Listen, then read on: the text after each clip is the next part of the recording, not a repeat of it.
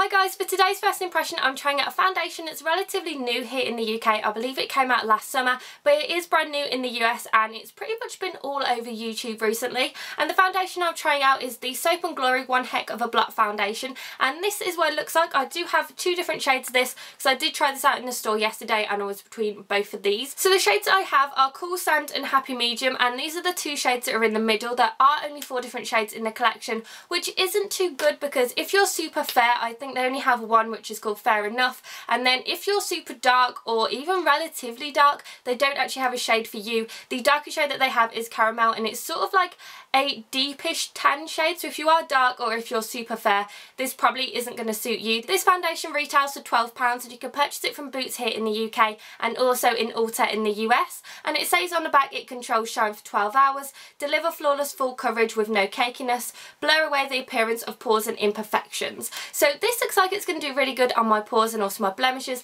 As you can see, I do have quite a lot of redness and I do have some blemishes around my chin, so hopefully it's going to cover it up. And it says on the website, flawless fabulous full coverage, rise but don't shine with one heck of a blot all day liquid to powder foundation from Soap & Glory with Shine Block 12-hour long wear technology, so your complexion stays gorgeously oil free all day, plus super blur powders to help blur away the appearance of pores, imperfections and redness with no caking and no shine. So this sounds like it's going to work really well on my oily skin and also my blemishes and redness, so I'm going to go ahead and see how it goes. So I've already primed my skin. I've used my Makeup Forever Step 1 Base Mattifying Primer and I've put this all over my face where I do get oily, and I've also used my Professional by Benefit and I've used this to minimise my pores. I've only put it on this side of my face because this does say that it minimises pores, so we're going to see if it minimises on this side of my face, if I notice any difference and if it works a bit better than the Professional. I'm just going to see which shade would be the best match for me today. I do match it with my neck because I am self-tanned and I don't self-tan my face. So I'm going to start off by trying out the Cool Sand and seeing what that looks like.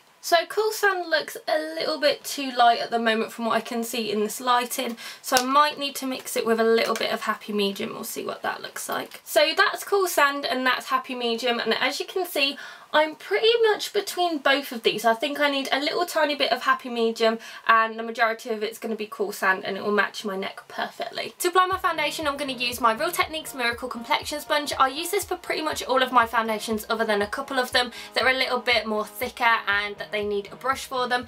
So I'm going to be mixing both of these together. So I'm going to do 1 pump of Happy Medium and I'm going to do 1 pump of Cool Sand because I feel like I'm pretty much right in the middle. This is what they look like together, so they are quite thick and you can see the big difference between both of them. It's not as if there's just one shade of difference, it looks like there's about 2 or 3. So I'm just going to apply this to half of my face and we're going to see if it covers up and if it looks any better.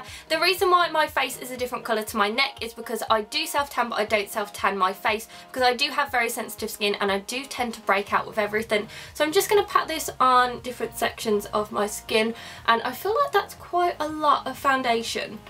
I don't think you need that much with this foundation. So it does say it's a liquid to powder, so once you put it on it's meant to dry sort of like a powder.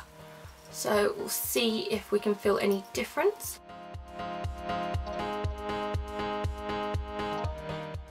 I really do feel like I've applied quite a lot. It looks like you only need a tiny amount of this foundation and it goes a really long way.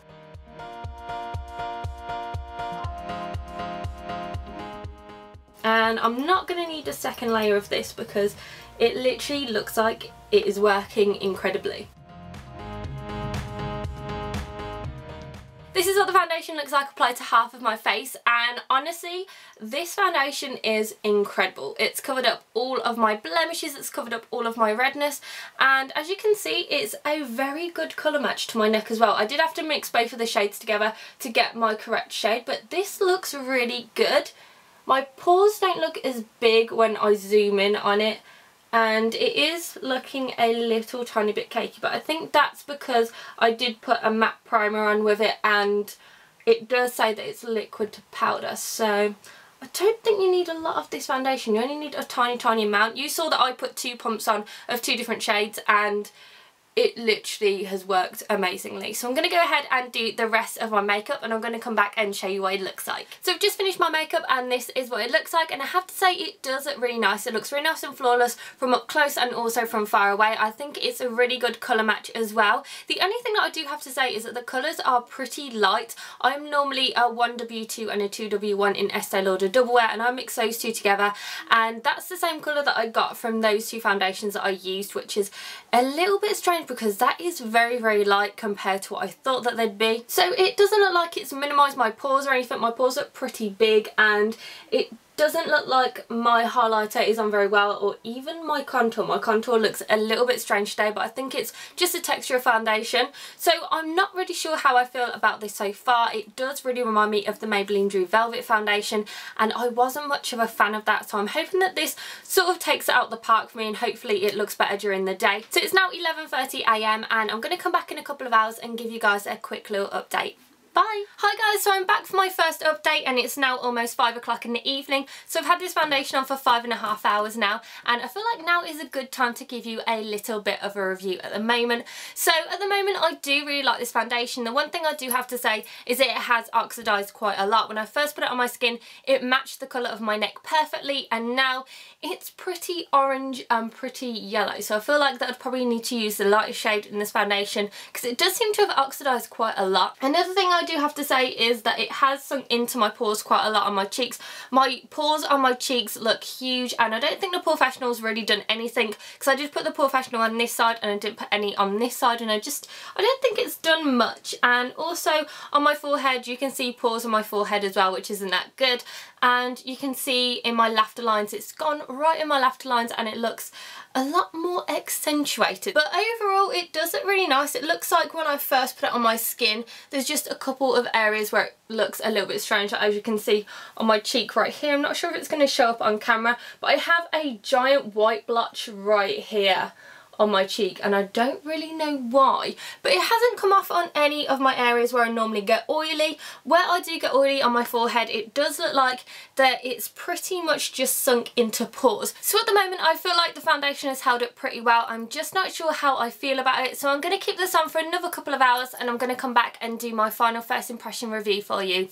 Bye! Hi guys, so I'm back, and it's now just after 8 o'clock in the evening. So I've had this foundation on for 8.5 hours now, and I feel like now is the best time for me to do a final first impression review. So overall I can see that I do not have any oily patches on my head. Nothing's come off, and my oils have broken through, and it looks like it's done really, really well. The only thing that I do have to say about this is that it has come off on certain areas. So for instance my nose, it looks quite cakey on my nose. Basically where my pores are, it's pretty much came out of everywhere. So it looks like I have loads of pores on my forehead, on my nose, on my cheeks, and I don't really like this look. And it's also came up a bit on my chin as well. You can still see my redness. But for over 8 hours of wear, I think this has done pretty well. It doesn't seem like it's moved much since my last update, which is really good. And it hasn't moved incredibly a lot since I put it on this morning, and I feel like it's done pretty well. One thing that I do have to say about this foundation is that the colour range is really, really bad. I feel like that this looks really, really dark on me.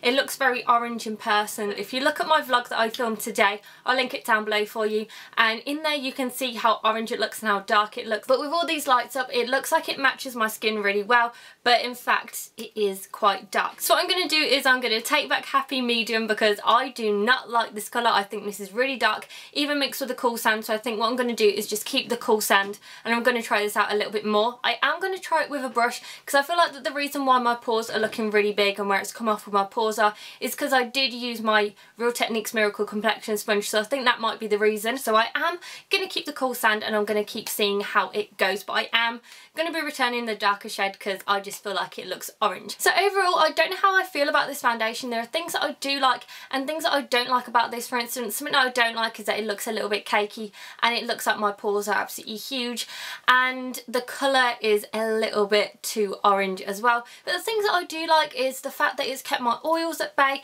It looks really natural on the skin from far away and also up close when you first put it on, which is really good for for me. And yeah, I'm just shocked because I am not oily at all. I'm not shiny. I haven't needed to blot throughout the whole of the day, and I feel like it still looks pretty good. So this is my final first impression of the Soap & Glory One Heck of a Blot foundation. I hope that you enjoyed this video, and make sure that you give it a thumbs up and subscribe to my channel, and I'll see you in my next video, guys. Bye!